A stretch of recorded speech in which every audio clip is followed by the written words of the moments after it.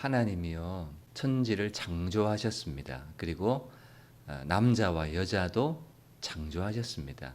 복음은요, 우리 기독교는 진화론이나 알에서 나온 혁거새나 단군 할아버지 거기에서부터 시작이 아니라 우리 온 우주의 시작은 천지를 창조하신 하나님으로부터 시작을 합니다. 아담을 만드시고 흙으로 지으시고 그 코에 생기를 불어넣어 주셨어요. 하나님의 숨 혹은 성령 이렇게 얘기합니다. 하나님의 생명을 사람에게 훅 하고 불어넣어 주시는 순간 사람이 생명이 되었다 이렇게 말합니다. 사람이 영적인 존재가 되었다는 말이에요. 그래서 살아있는 존재가 되었어요. 그런데 창세기 3장에 보면 하나님이 먹지 말라 한 선악과를 따먹었어요. 불순종하고 자기가 인생의 주인이 되어서 자기 뜻대로 원하는 대로 살아가는 순간 어떤 일이 일어났는가 하면 하나님이 불어넣어 주신 그 생명, 그 생기가 죽어버렸어요. 그 영이 떠나버렸어요. 하나님의 영이 있어야 하나님과 사귀고 교제가 가능하고 연합이 가능한데 그 영이 죽어버리고 그 영이 떠나버리는 순간 하나님으로부터 분리, 하나님으로부터 단절이 일어나게 된 거예요. 그래서 에덴 동산에서 추방을 당해버린 것이죠.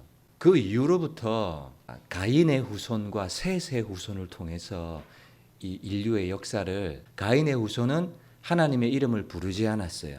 자기의 실력으로 성을 쌓고 문화를 발전시키는 그런 삶을 살았어요. 근데 셋의 후손은요, 하나님의 이름을 부르고 예배하고 피의 제사를 드리던 셋의 후손 가운데는 하나님이 간헐적으로 성령의 은혜를 주셨어요. 창세기 6장에 보면 하나님의 아들들이 사람의 딸들의 아름다움을 보고 시집가고 장가가고 세상과 닮아가기 시작하는 거예요. 그러는 순간부터 하나님의 아들들도 하나님과 동행하는 것이 끊어지고 하나님을 예배하는 삶이 끊어지기 시작해요. 그리고 찾아온 게 뭐예요? 노아 홍수가 찾아온 거예요. 노아 홍수 이후부터요, 여러분 구약의 성경을 우리가 쭉 읽어보면 성령은 누구에게 임했는가 하면 소수의 사람들에게 간헐적으로 임해 온 거예요. 항상 주어진 것이 아니라 간헐적으로 주어졌고 보편적으로는 성령이 임재하시지 않았어요. 가끔 가다가 한 번 이렇게 성령이 주어졌어요. 그런데 이제 예수님께서 이 땅에 오시고 십자가에 죽으시고 부활하시고 승천하신 이후에는 죄의 문제가 해결된 이후에는 성령께서 간헐적이 아니라 예수 그리스도를 구세주와 주님으로 믿고 영접한 사람에게 성령이 계속해서 내주하시는 거예요. 구약의 백성들은 예수님께서 오실 것이다, 성령이 영원히 너희와 거할 것이다 라는 약속만 붙들고 믿음으로 살았어요. 히브리서에 그걸 보여주고 있습니다. 약속만으로 주실 예수님 보혜사, 그 약속을 믿고 믿음으로 살았고 구원을 얻은 백성들이 구약 백성들이었거든요. 근데 오늘날 저와 여러분들은 놀라운 시대를 살아가고 있습니다. 예수님을 믿고 성령이 보혜사가 오리라 한 보혜사가 이제는 이미 우리에게 오셨거든요. 그래서 성령을 경험했느냐 경험하지 않았느냐 이것은 참 중요합니다. 여러분 예수님도 성령의 충만함을 받으셨는데 언제 받으셨는가 하면 요단강에서 침례 요한에게 침례를 받으시고 물 위에서 올라오실 때 성령이 비둘기같이 그에게 임재하시는, 그래서 성령께서 내 마음 가운데 경험되어졌다. 이건 무슨 증거냐면 나의 죄 문제가 해결되었다는 것의 증거예요. 그리고 내가 이제는 하나님의 자녀가 되었고 의인이 되었다는 보증으로 주신 것이 성령이기 때문에 그래서 예수님을 믿는 것이 중요해요. 예수님을 믿기로 결단하고 믿기로 고백하고 그분을 영접하기로 환영하기로 딱 선포하고 선언하는 것이 그래서 중요합니다. 내 마음의 결단인 것 같지만 고린도서 말씀해 보면 누구든지 예수로 하지 않고서는 예수를 저주할 자라고 말할 자가 없고 예수를 주님이라고 영접할 자가 없다 이렇게 말하거든요. 그러니까 내가 예수님을 믿습니다, 믿겠습니다, 예수님을 영접합니다 이렇게 말하는 것은 내가 하는 것이 아니라 이미 성령이 내 안에서 그렇게 예수님을 영접할 수 있도록 성령께서 은혜를 주셨다라는 증거라고 사도 바울은 말하고 있는 것이죠. 그리고 로마서 8장 16절 말씀에 보면 이 성령은요 아들의 영이에요. 성령이 친히 우리의 영과 더불어 우리가 하나님의 자녀인 것을 증언하시는 영이 성령이에요. 그러니까 이 성령을 경험하는 것은 너무나 중요하고, 그리고 이 성령을 누가 경험하느냐? 예수님을 믿는, 예수님을 영접하기로 결단한 그 사람에게 성령이 주어진다라는 사실을 꼭 기억해야 됩니다. 여러분, 우리가 지금 보고 있는 말씀의 문맥이 어떤 문맥인가 하면 예수님이 이제 십자가에 달려서 아버지께로 가시는, 그래서 이제 제자들에게 주시는 유언과 같은 그런 메시지를 하고 있는 중에 있습니다. 16장 1절에 보시면 내가 이것을 너희에게 이름은 너희로 실족하지 않게 하려 함이다 이렇게 말씀하십니다. 이것을 너희에게 이른다라는 이것이 무언가 하면 16절과 연결이 되어 있습니다. 15장 16절이에요. 15장 16절. 너희가 나를 택한 것이 아니요 내가 너희를 택하여 세웠나니. 여러분, 누가 예수님을 믿습니까? 내가 예수님을 믿습니까? 내가 예수님을 선택한 것이 아니라 예수님이요. 너희가 나를 택해서 내가 제자가 되겠습니다 이렇게 온 것이 아니라 예수님이 부르신 거예요. 제자로. 내가 너희를 택하여 세웠나니 라고 말하는 거예요. 여러분, 목사가 섰어요. 제가 목사가 되었나요? 하나님이 불러주신 거예요. 여러분들 이 자리에 계시죠? 여러분들이 선택하셔서 오셨어요? 그렇게 말할 수가 없는 거예요. 하나님이 불러주신 거예요. 우리는 모두 다 부름을 받은 존재입니다. 근데 내가 결정하고 선택했다 이렇게 하는 순간 마찬가지로 내가 또 무엇인 가를 다 결정하고 선택할 수 있는 거예요. 나 이제 안 가겠다. 이제 내가 끊어버릴 수 있겠다. 뭐 학원도 아니고 그런 게 아니라고요. 교회 공동체라는 것 자체는요 부름받은, 에클레시아라는 것이 교회잖아요. 그게 뭐예요? 에클레시아. 세상으로부터 부름을 받았다는 게 에클레시아예요. 교회예요. 교회. 그래서 우리 각 사람이 교회고요. 세상으로부터 부름을 받아서 모인 이 공동체가 에클레시아인 거예요. 에클레시아. 그래서 제자들은요 부름을 받았어요. 그런데 부름받은 이유와 목적이 있습니다. 제자들이 뭐 때문에 부름을 받았는가 하면 16절 15장 16절 내가 너희를 택하여 세웠나니 이는 너희로 가서예요. 가서. 어디를 가라는 거예요? 제자들 공동체 속에서 맺어야 될 열매가 아니라 세상에 가서 열매를 맺게 하고 또 너희 열매가 항상 있게 하여 이렇게 말하는 거예요. 여러분, 제자들이 맺어야 될 열매는 뭡니까? 세상에서 맺어야 될 영혼의 열매예요. 이제까지 예수님은 이 땅에서 복음 전파의 사역을 하셨습니다. 복음 전도의 주체는 예수님이셨어요. 근데 이제는 예수님은 죽고 아버지께로 가세요. 그러면 이제는 그 복음 전파의 주체가 누가 될까요? 제자들이 되는 거예요. 제자들. 제자들에게 너희는 이제 열매를 맺어야 돼. 너희로 가서 열매를 맺게 하고 이렇게 말씀하고 있는 거예요. 여러분, 제자들은 세상과 어떤 관계를 맺고 살아갑니까? 예수님과는 내 안에 거하라, 연합과 일치였어요.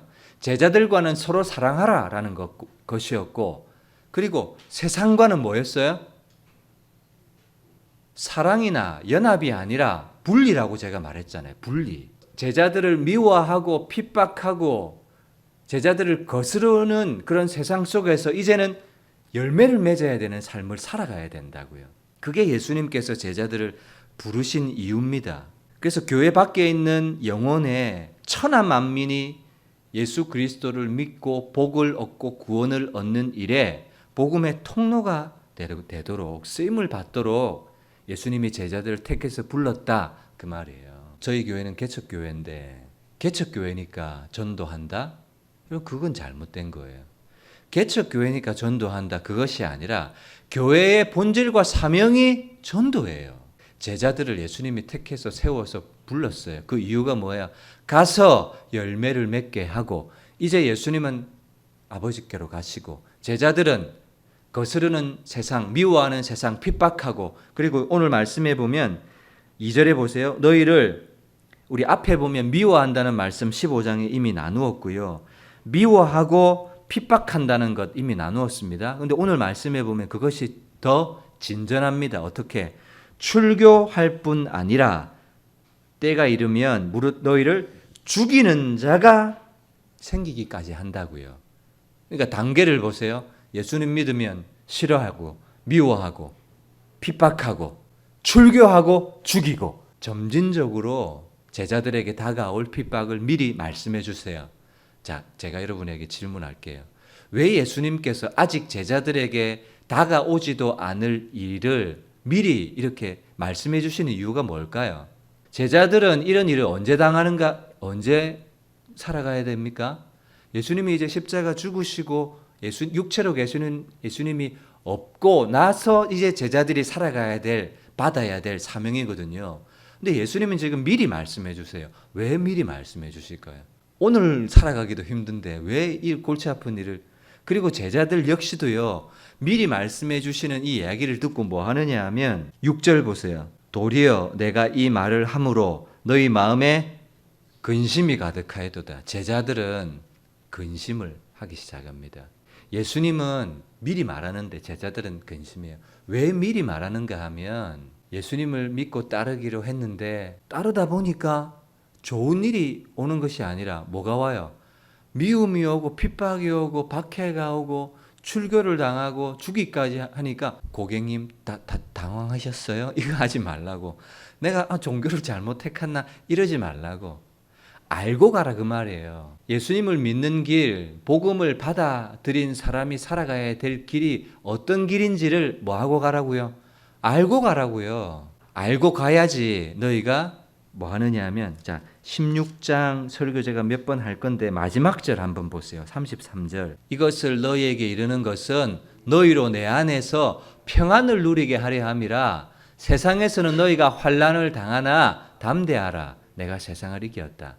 예수님의 의도는요, 내가 이 말을 미리 해서 너희가 근심하고 낙심하고 그러려고 미리 말한 것이 아니라 너희가 세상에서, 내가 없는 세상에서 열매를 맺고 영혼을 구원하는 일을 함에 있어서 평안을 누리게 하고 환난을 당하지만 결국에는 승리하며 사명을 끝까지 감당할 수 있는 제자들로 서기를 예수님은 원하셨던 거예요. 그래서 예수님이 이런 말씀을 하고 계시는 거예요. 이 일을 하려고 하면, 복음 전파의 사명을 감당하려고 하면 뭐가 와요? 핍박이 와요. 여러분, 여기 16장 2절에 출교라는 말이 있는데요. 이 말은 무슨 말인가 하면 유대 사회에서는 회당이라는 것이 있었어요. 유대인들 한 일곱 명 이상이 되면 여지없이 소그룹이 생겼거든요. 어디서든. 그럼 이 세워진 그 공동체를 회당이라고 불렀어요. 회당. 근데 이 회당에서 출교를 당한다, 이 말은 무슨 의미인가 하면 사회 활동이 불가능해요. 경제 활동이 불가능하고 가족들로부터, 친척들로부터 분리된다는 것을 의미하는 것이 바로 이 출교였어요. 출교. 요한복음 6장에 날 때부터 소경된 사람이 예수님이 실로암 물가에 가서 씻으라 해서 씻음을 받아요. 유대교 지도자들이 그의 부모를 불러서 물어요. 네 아들 어떻게 눈을 떴냐? 예수님이 눈뜨게 해주셨다. 이렇게 얘기하면 뭐가 되느냐 하면 출교를 당한다고요. 그래서 우리 아들이 장성했으니까 그에게 물어보소서 이렇게 얘기한다고요. 그러니까 그 부모조차도 이 출교가 두려웠던 거예요. 근데 그 출교까지 당하면서, 그리고 히브리서 말씀해 보면 예수님 믿는 것 때문에 어떤 일을 당하는가 하면 예수 믿는 것 때문에 고문을 받았어요. 초대교회뿐만 아니라 우리 한국교회 믿음의 선진들도 그런 것이 있었지 않습니까? 주기철 목사님 같은 경우도 심한 고문을 받되 구차히 풀려나기를 원하지 아니하였으며, 또 어떤 이들은 조롱과 채찍질 뿐 아니라 결박과 옥에 갇히는 시연도 받았고 돌로 치고 톱으로 켜는 것과 시험과 칼로 죽임을 당하고 양과 염소의 가죽을 입고 유리하여 궁핍과 환난과 학대를 받았고 이런 사람은 세상에 능히 감당하지 못하느니라. 그들이 광야에 살고 산에 살고 동굴과 토굴에 유리하였느니라. 왜냐하면 예수님 믿는다는 것으로 잡아 죽이고 핍박하고 하니까 이런 일을 당했다고요. 초대교회 성도들에게 있어서 예수님을 믿는다는 것의 의미와 무게, 그리고 오늘날 저와 여러분들이 예수님을 믿는다는 무게와 의미, 이건 차마 비교할 수가 없는 것 같아요. 차마 비교가 안 되는 것 같아요. 오늘날은요, 예수님 믿는 것이 너무 쉬운 것 같아요. 핍박이 없어요. 고난이 없어요. 부끄럽기까지 해요. 그런데요, 가만히 생각해 보면 한 사람 한 사람한테 물어보면 신앙생활하기 쉬워요? 어려워요? 물어보면 뭐라고 얘기하는 줄 아세요? 목사님, 신앙생활하기 너무 어려워요. 이렇게 얘기한다고요. 그 어려움이 어떤 어려움이에요? 복음 때문에, 예수님 때문에 영혼의 열매를 맺기 위해서 당하는 어려움과 고난이 아니라 예수님 믿어서 세상이 좀 부해지고 복을 얻고 자녀들이 잘 되고 잘 먹고 잘 살고 더 그러고 싶은데 그러지 않는 거예요. 그러니까 예수님을 믿어서 내가 얻고 도달하고 싶은 것이 무엇인가 하는 거예요. 예수님 믿는 의미, 예수님을 따르는 의미가 여러분들에게는 무엇입니까? 그래서 뭐 해야 되느냐면 계산해야 된다. 뭘 계산해야 돼요? 내가 예수님을 따르는 이유가 뭔지, 얻을 것이 뭔지 계산해야 돼요. 근데 그 계산이요, 육신의 계산이 되어서는 안 돼요. 어떤 계산이요? 영적인 계산이 돼야 돼요. 영적인 계산. 누가복음 말씀 한번 찾아보세요. 누가복음 14장 26절. 능히, 이 말은 결코라는 말과 바꿀 수 있습니다. 물은 내게 오는 자가 자기 부모, 처자, 형제, 자매, 더욱이 자기 목숨까지 미워하지 아니하면 능히 제자가 되지 못해요. 27절. 누구든지 자기 십자가를 지고, 마태복음에는 자기를 부인하지 아니하면 능히 내 제자가 되지 못하리라. 결코 내 제자가 되지 못한다. 33절. 이와 같이 너희 중에 누구든지 자기의 모든 소유를 버리지 아니하면 결코 내 제자가 되지 못한다. 사이에 있는 비유가 있어요. 누가 망대를 세우는 사람이 있어요. 그러면 이 망대를 세우는 사람은 망대 세우기 전에 뭐 합니까? 준공하기까지 내가 가진 것이 족할는지 앉아서 뭘 해요? 계산을 하는 거예요. 계산하지 않고 무턱대고 망대 세우려고 덤벼들었다가는 부도가 나는 거예요. 그래서 사람들이 아이고 저 시작했다가 저 완성하지도 못하고 빚만 안고 끝나구나 이렇게 말한다고요. 29절 30절이 그것을 말합니다. 31절에 보세요. 어떤 임금이 다른 나라 임금과 싸워요. 싸우기 전에 뭐 합니까? 우리 군사력이 얼마고 우리 전술은 어떻게 되고 이길 수 있을까 없을까? 계산해요. 계산해서 안 되면 뭐 합니까? 가서 우리 화친하자 이런다고요. 근데 이길 수 있으면 가서 덤빈다고요. 왜 능히 내 제자가 되지 못하리라 이 사이에 이 계산한다는 비유가 왜 들어있을까요? 예수님 믿기 전에 계산해야 돼요. 예수님 따르기 전에 계산해야 돼요. 내가 예수님 믿으면 세상의 유익을 얼마나 얻을 수 있을까? 경제적인 유익은 얼마나 얻을 수 있을까? 계산하고 나서 예수님을 따라야 돼요. 계산. 한 구절만 더 찾아보겠습니다. 내가 너희에게 종이 주인보다 더 크지 못하다 한 말을 기억하라. 사람들이 나를 박해하였은즉 너희도 박해할 것이요 내 말을 지켰은즉 너희도 지킬 것이라. 자, 종이 주인보다 못해요. 주인이신 종이 어떻게 사셨습니까? 이 땅에서 뭐 배부르고 부요하고 인기 받고 그렇게 사셨습니까? 섬기는 종으로 희생의 제물로 자기의 능력을 자기를 위해서 한 번도 사용해 보신 적이 없어요. 종이 주인보다 크지 못하다는 말을 기억하라. 사람들이 예수님을 향해서 바알세불이라, 미쳤다, 귀신 들렸다 이런 말을 하셨습니다. 그러면 그를 따르는 제자들은 어떻게 해야 될까요? 사람들이 나를 박해하였은즉 너희도 박해할 것이다. 그런데 뒤에 말 보세요. 내 말을 지켰은즉 너희 말도 지킬 것이다. 이런 말씀이 있습니다. 여기 너희 말을 지킬 것이라는 이 사람들은 누구예요? 너희 말을 지키는 사람들이 누구예요? 열매예요, 열매. 여러분 개인적인 신앙을 잘 가꾸고 만들어 가야 돼요. 그렇지만 아울러 뭐도 하셔야 되느냐 하면 나의 신앙과 내 주위에 있는 사람들을 계속해서 예수님께로 인도해야 됩니다. 영혼의 열매를 맺어야 돼요. 영혼의 열매를 맺지 않고 나 혼자서 그냥 신앙생활 열심히 하고 잘한다 라고 한다면 오늘 예수님께서 주신 말씀 너희가 나를 택한 것이 아니요 내가 너희를 택하여 세웠나니 이는 너희로 가서 열매가 있게 하고 열매를 맺어야 됩니다. 그래서 전도는요 어떤 특정한 분의 소유물이 아니에요. 모든 교회가 해야 될 역할이고 책임이고 사명입니다. 개척교회이기 때문에 목사님이 전도한다 그 얘기가 아니에요. 저는요 100명, 200명 교회 성도가 있을지 없을지 모르지만 혹 있다 해도 그때도 전도해야 된다는 설교를 할 거예요. 여러분 작은 교회니까 전도하죠. 그럼 사람 많으면 전도 안 해도 됩니까? 물론 교회 몸집을 부르기 위한 동기라면 잘못입니다. 그러나 교회 존재 이유, 본질 자체가 가서 복음을 전하는 거예요. 오직 성령이 너에게 임하시면 예루살렘과 온 유다와 사마리아와 땅 끝까지 이르러 내 증인이 되리라. 증인되는 삶은 제자들의 삶의 본질이었다고요. 저와 여러분들이 예수님을 믿는다는 것의 의미가 뭔지를 꼭 생각하시고 질문하셔야 되고 계산도 하셔야 돼요. 그 계산하면 뭐 긍정적인 답이 있습니까? 긍정적인 답 없습니다. 여러분들 마음을 시원하게 하는 것이 있습니까? 그런 거 없습니다. 능히 내 제자가 되지 못하리라 한 것들 하나하나 살펴보세요. 다 우리 마음을 어떻게 하는 거예요? 쿵하게 하는 거예요. 가족, 부모, 형제, 자매, 소유, 자기 목숨, 자기 모든 소유, 자기 생각, 자기 기준 이거 다 버리라는 거 쿵 하는 거예요. 근데 오늘날 성도들은요. 쿵 하는 마음을 가지고 신앙생활 하고 싶지 않아 합니다. 어떻게 해요?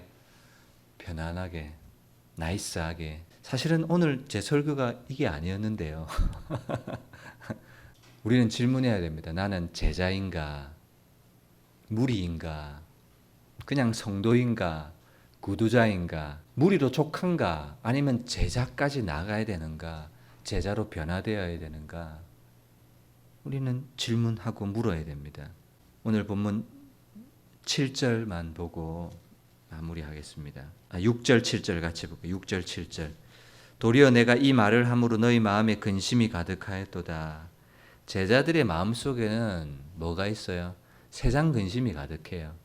자기 기대 때문에 예수님을 따랐는데 자기 기대가 깨지니까 근심이 찾아오는 거야. 아버지도 버리고 그물도 버리고 집도 버리고 왔는데 이 뭐냐 이거. 기대가 잘못된 거예요. 계산이 잘못된 거예요. 어떻게 하면 복을 받을까? 어떻게 하면 형통할까? 어떻게 하면 재산을 누릴까? 이런 기대가 아니라 어떤 기대요? 어떻게 하면 구원을 얻을까? 어떻게 하면 주를 기쁘시게 할까? 어떻게 하면 다른 사람을 섬길까? 어떻게 하면 우리 교회 공동체, 작은 소그룹 공동체를 행복하게 할까? 이런 여러분 계산법이 틀린 거예요. 제자들은 그런 제자들에게 뭘 약속하시는가 하면 성령을 약속해 주세요. 그러나 내가 너희에게 실상을 말하노니 내가 떠나가는 것이 너희에게 유익이라. 내가 떠나가지 아니하면 보혜사가 너희에게 오시지 아니할 것이요 가면 내가 그를 너희에게 보내리라. 여러분 제자들이 이제는 가서 열매를 맺어야 되는 핍박 가운데 그리고 믿음에서 떨어지고 낙심 가운데 처해질 그런 상황이 오는데 예수님께서 그런 제자들에게 뭘 주세요? 성령이 오시면 너희가 내가 없는 가운데 복음 전하다가 낙심하고 핍박당하고 죽을 위기까지 당하게 돼도 뭐하지 않는다? 낙심하지 않고 끝까지 사명을 감당하고 교회를 세우는 일에 내 평안이 너희에게 있게 하기 위해서 평안 가운데서 내가 세상을 이겨노라 라고 했듯이 제자들도 세상에서 이길 수 있는 비결이 뭐라고요? 성령이 너에게 오시면 라고 말씀하는 거예요. 근데 이미 우리는 성령을 받았지 않습니까? 중요한 것은 그 성령의 음성과 임재의 통치에 순종을 해야 돼요. 그 음성에 민감하게 반응을 해야 돼요. 그것이 평안을 얻는 비결이고 승리할 수 있는 비결이에요. 제자들에게 주신 메시지는 뭐예요? 너무 조금 딱딱하죠? 너무 조금 날카로워요. 그래서 오늘날 목사들은 이 메시지를 둥글둥글하게 날카롭지 않게 안마봉, 성도들 어깨를 두드리는 안마봉처럼 만들어버리는 경우가 많습니다. 듣기 좋게. 성령이 오시면 여러분들의 삶의 모든 것을 인도해 주실 겁니다. 여러분들의 길을 편안하게 인도해 주실 것입니다. 이 말이 듣기 좋잖아요. 근데 그렇지 않습니다. 성령이 오시면 여러분들이 가려고 하는 이 땅에서의 삶에 도움을 주기 위해서 오신 분이 성령이 아니시거든요. 가서 열매를 맺게 하고 사명을 감당하기 위한. 그래서 다음 주 나눌 말씀이지만 성령이 오시면 죄가 이거야, 의가 이거야, 심판이 이거야 라고 가르쳐 주세요. 예수님을 믿고도 세상의 근심, 세속적인 근심이 가득한 우리의 모습이 저도 이 말씀 앞에서 참 고개가 숙여집니다. 무겁습니다. 예수님을 믿고 잘 되고 그래야 되는데 능히 내 제자가 되지 못한다. 자기를 부인해라. 자기 소유 계산해라. 이러니까 근데 뭐 하시라고요? 계산법을 처음부터 제대로 세우셔야 돼요. 이 세상에 대한 계산을 해서는 안 됩니다. 예수님을 믿는 것은요, 이 세상의 것이 아니라 하늘나라를 얻는 계산법이어야 돼요. 그래서 이 세상과는 전혀 달라요. 이 세상에서는 누가 빠무떼기를 때렸다. 그러면 어떻게 해요? 돌려서 그냥 갚아줘야 돼요. 근데 하늘나라 계산법은 어때요? 한 뺨 때리면 저쪽 뺨도 돌려대라. 소고 달라 그러면 고도까지 줘라. 오리 가자 하면 십리까지 가줘라. 저 계산법이 달라요. 여러분 어떤 계산법을 가지고 예수님을 믿으세요? 자기 소유, 자기 시간, 자기 가족, 자기 가장 소중한 거. 여러분 이거 절대 빼앗기고 싶지 않는. 여러분 그렇게 예수님의 제자가 될 수 있을까요? 제 자신도 질문해 봅니다. 나는 예수님의 제자인가? 목사기는 하지만 제자가 아닌 목사가 이 땅에 참 많은 것 같아요. 여러분들은 성도이세요? 성도라고만 부르시는 것으로 만족하십니까? 예수님 앞에 섰을 때 김성도야, 박성도야가 아니라 제자라고 불리는 저와 여러분들이 다 되시기를 주님의 이름으로 축복합니다. 예수님 나를 제자로 불러주셨는데 아직 제자의 길에 서지 못한 그런 제 자신을 발견합니다. 늘 예수님을 믿지만 세상의 육신의 정욕, 안목의 정욕, 이생의 자랑을 바라보면서 예수님 때문에 얻을 세상의 복, 유익 그것만 생각하고 환난이나 핍박이나 어려움이나 나에게 순종에 대한 요구나 헌신에 대한 요구나 물질에 대한 요구를 받게 되면 못 들은 척하고 등을 돌려버리고 외면해버리는. 그래서 목사인 저도 아직은 제자가 아닌 것 같아요. 우리 모두가요 제자가 되었으면 좋겠습니다. 제자는 스승보다 더 나은 삶을 살 수가 없어요. 스승이 핍박을 받았다. 그러면 너희도 핍박을 받고, 스승이 버렸다. 그럼 너희도 버려야 되고, 그게 제자거든요. 근데 제자가 되어서 스승에 대해서는 막 박수쳐요. 아, 스승님 최고. 아, 우리 스승 대단해. 그렇지만 자기는 스승을 따라가지 않아요. 여러분, 그가 제자이겠습니까? 무리예요, 무리. 우리 바른목양교회는 아직 어린 교회입니다. 그래서 무리도 많고 아직 어린 성도들도 많고, 그러나 여러분 이것이 우리에게 부담이 아니라 저는 어떻게 받아들여졌는가 하면 아, 우리가 가야 될 방향이 저쪽이구나 라고 보여주시는 것 같았어요. 아, 왜 우리 모양이 꼴일까? 이런 실망이나 낙심이 아니라 아, 예수님 저쪽으로 오라고 하시는구나. 나를 제자가 되라고 하시는구나 라고 방향을 지시해 주는 것 같았다고요.